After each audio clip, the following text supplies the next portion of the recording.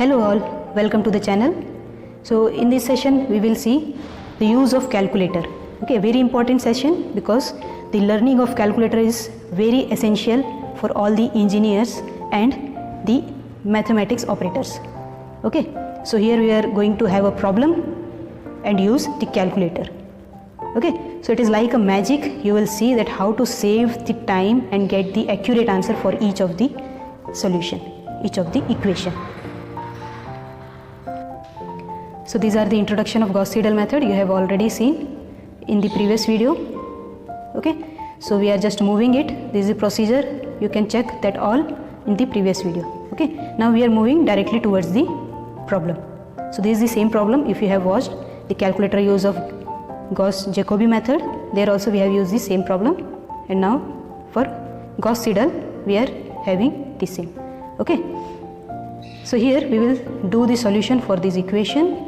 So this is the linear system equation of x, y, z variable. So we have 3 cross 3 matrix, right?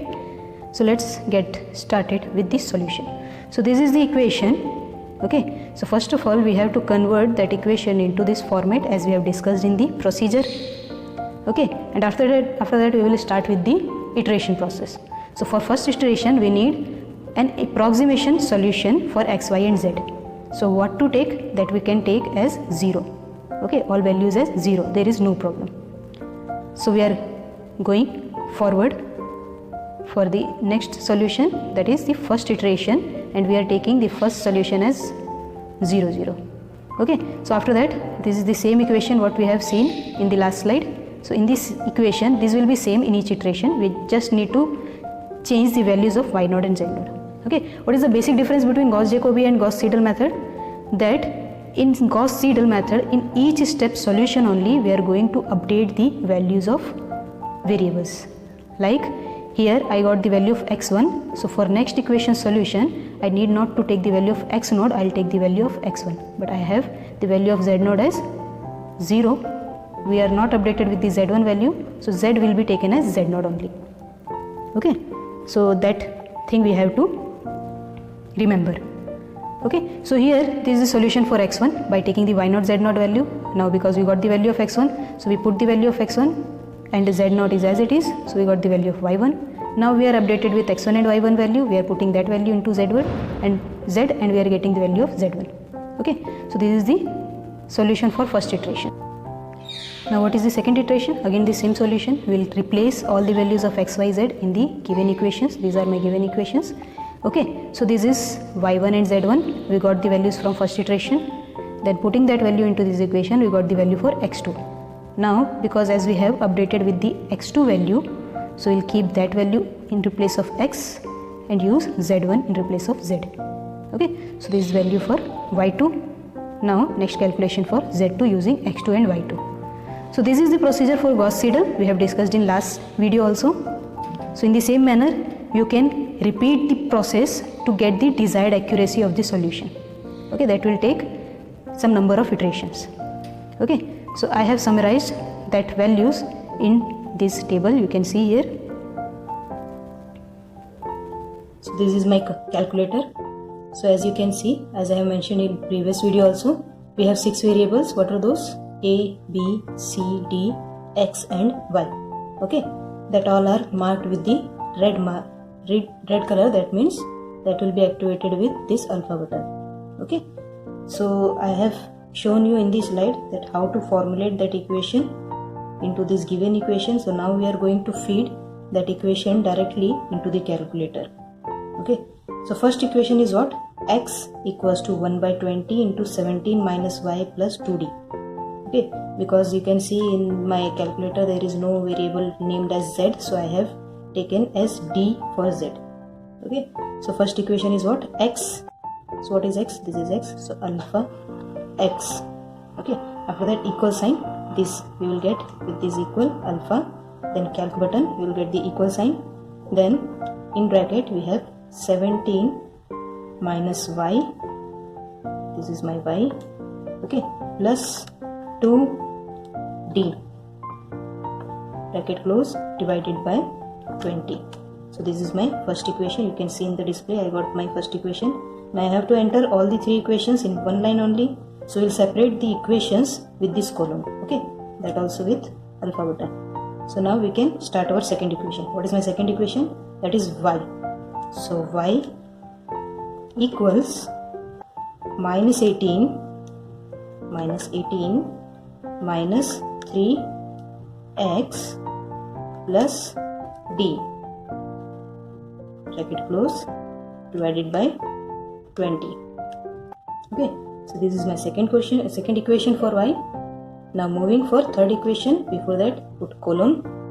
So what is third equation? That is d equals 25 minus 2x plus 3y. Okay, bracket close divided by 20. So this is all my three equations I kept in a single line. Now press this calc button. Okay, pressing this calc. Now it is asking for y value. What is the initial value for y? So we have taken the initial value for y as 0, z for z as 0, for x as 0. So I'll keep y as 0 here, press 0 equal. Okay, now that value has been assigned in y. Now it is asking for d value, that means z. So z is also 0, press equal. Okay, so we got the value for x. So this is the first iteration value for x. So we are getting it as 0.85. We can check simultaneously with the table values. Okay, so this is the value for x1. Now we will calculate for y1. So as we are going with the Gauss-Seidel method, and it goes for the successive updation. Okay, so for y calculation we will have the value for x1, right? So you need not to do anything else, just press equal. Whatever is the value they are asking for x, that will be automatically taken as x1. So you are getting y as y1, and that is the value. Okay, no need to do anything else. This is the value for y1, where d is the z0 value, x is the x1 value, updated one. Now pressing equal, this is my z. Okay, we can check the z1 is coming as like this in the table. Okay, with x1 and y1 value, right? Now for second iteration, what to do? No need to do anything else, just press equal. Okay, it is asking for the y value. You can see we have this is as y value, that is y1. It is asking for z, that is z1, the same value. No need to change it, just press equal. Okay, so you will get the value for x2, right? Then press equal. This is y2. Okay, then press equal. This is z2. Clear? Now going for third iteration, press equal. It is asking again for y value. Again you can see this is the updated one. This is the value for y2. We need that value only. Just press equal. Then this is the value of z2. No need to change. Just press equal. Okay, you got the value for x3. You can check. You got the value for y3.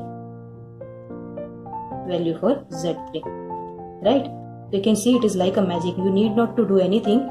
Just form the equation and then put the initial values, that is 0, 0, 0. Okay, and then just you need to press the equal sign. You will get all the values. So this is the z3 value. Similarly, you can check for x4. Right? See, we got the same values as we have calculated in the table. Right?